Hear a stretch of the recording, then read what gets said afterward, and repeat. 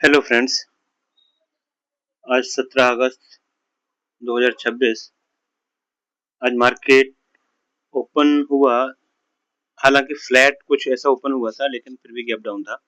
-22 point Nifty 50, -72 point bank Nifty और one -106 ये था सेंसेक्स। तो ये सभी गैप डाउन ही ओपन हुए थे।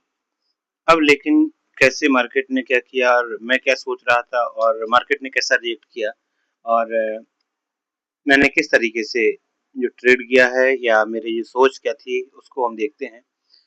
अ, अभी अगर देखा जाए, हालांकि मार्केट गैप डाउन ओपन हुआ था, हल्का सा फ्लैट जैसा था, लेकिन अगर देखा जाए तो अब यहाँ पर कुछ ट्रेंड लाइन जैसी कुछ बन रही थी। अगर मैं इसको सबसे पहले 5 मिनट में लगाऊं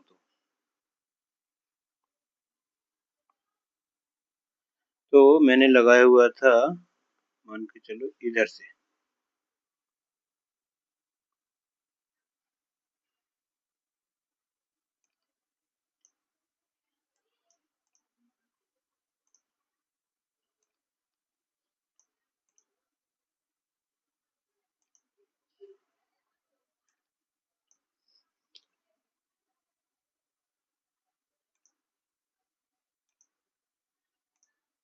ये कुछ इस तरीके से था और फिर इसको अगर मैं जूम कर लूं या 1 मिनट में कन्वर्ट करूं तो ये इस तरीके से आएगा। मैं बाकी को हटा देता हूँ।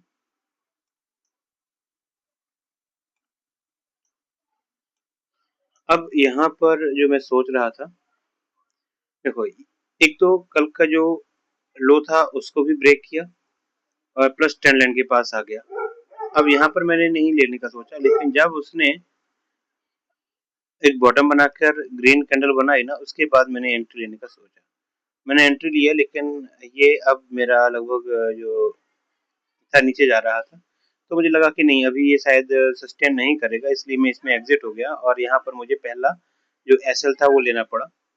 अब मैं बैठा हुआ था। अब थोड़ी सा यहाँ पर जो आज मेरी, ये तो चलो फिर भी चलेगा, लेकिन जो दूसरी मेरी गलती हुई वो इस तरीके से था, क्योंकि मार्केट में एकदम से एक झटके में एक बड़ी कैंडल बनाई और जहां पर एक जो कहें कि वॉल्यूम काफी ज्यादा आया और उसके बाद मार्केट ने रिवर्स होने लगा और जैसे हुआ ना, तो यहाँ पर मैंने एंट्री ली और मार्केट उसके बाद फिर से नीचे आया। तो बाउंस बैक तो नहीं हुआ, लेकिन हाँ, यहाँ पर ये मेरी गलती थी। मुझे लग रहा था फोमो कि अभी शायद ये इसने वॉल्यूम के साथ दे दिया है और इसके बाद ये उठ जाएगा, लेकिन मार्केट उठने की बजाय ये नीचे चला गया और मेरा एसएल है, क्योंकि यहाँ तक अगर मैं बैठता भी ना तो करीब 13-14% तक जाता और वो इतना मैं एसएल लेता नहीं हूँ जनरली। तो मुझे निकलना पड़ा यहाँ से और मैं निकल गया। हालांकि मैंने कुछ चीजें ड्रॉ की हुई थी, क्योंकि एक ट्रेंड लाइन जो है वो इसको ब्रेक कर रही थी, यहाँ तक आ रही थी और इसका एक जो डाउन पे जो मैंने ड्रॉ किया था ना उसके पास तक आके, लेकिन मैं यहाँ पर मार्केट में था नहीं, इसलिए बाहर निकल गया। और यहाँ पर गलती क्या हुई, देखो यहाँ की गलती भी मैं दिखाता हूँ। और यहाँ की गलती भी क्या हुई कि जब इसको टच करके जा रहा था तो यहाँ पर ले लिया, तो ये काफी बड़ा, मतलब जो था एसएल यहाँ पर बड़ा हो रहा था। ये नहीं सोचा, इसको लग रहा था कि बस ये निकल जाएगा। इतने फास्ट डिसीजन लेने के कारण भी शायद कई बार फास्ट डिसीजन भी ठीक नहीं होता है। और फिर जब बड़ी कैंडल बनाने लग गया तो फिर मुझे निकलना पड़ा। करीब मैं यहाँ पर निकला हूँ तो यहाँ पे करीब मुझे 12-15 पॉइंट देने पड़े और इस तरीके से मैंने 2 एसएल आज ले लिए। तो ये तो मेरा सबसे बड़ी मिस्टेक था, इसको नहीं करना चाहिए था, इसको बहुत ध्यान से करना है, क्योंकि यहाँ लेने का कोई रीजन नहीं है। ठीक है, हम ये मानते हैं कि चलो अगर चला गया तो हमें मिलेगा, लेकिन अगर गलत हुआ तो कहाँ जाऊंगा, गलत होगा तो मेरा 6-7% तो यहाँ पर ही आ जाएगा। तो फिर अब मुझे बचने के लिए ज्यादा यहाँ पर बचेगा नहीं, क्योंकि कितना गैप बचता है। तो ये चीज थी। हाँ, अगर मैं यहाँ पर लेता तो एक चीज अच्छी होती कि मेरे पास बचने का एक ऑप्शन रहता। देखो अगर मैं यहाँ पर, देखो अगर मैं यहाँ पर लेता हूँ सपोज,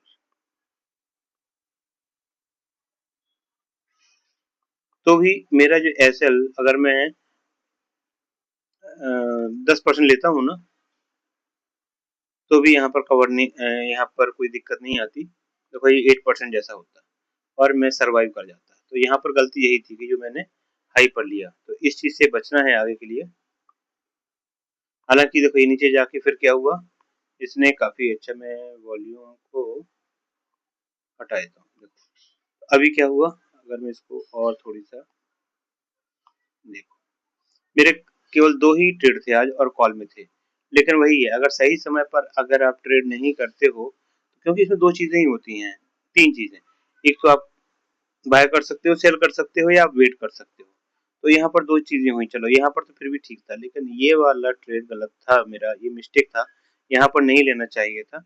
इसके लिए प्रॉपर वेट या तो इस जगह पे लेना चाहिए था, या फिर वेट करते और यहाँ पर आता तो यहाँ पर भी ट्रेड को लिया जा सकता था। ट्रेंड लाइन परफेक्ट थी, तो यहाँ पर लिया जा सकता था और उसके बाद इसका बेनिफिट लिया जा सकता था। तो ये कॉल का था, क्योंकि कॉल कॉल की तरह मैं देख रहा था, क्योंकि एक जो ट्रेंड लाइन बनी हुई थी ना, इसके पास आके रुक गया था, तो इसलिए लग रहा था कि मार्केट शायद ऊपर चला जाएगा, लेकिन मार्केट ऊपर जाने की बजाय वो नीचे चला गया और उसने कुछ बना के और फिर उसके बाद ये ऊपर गया है। अगर हम इसी तरीके से देखें, पुट में देखें,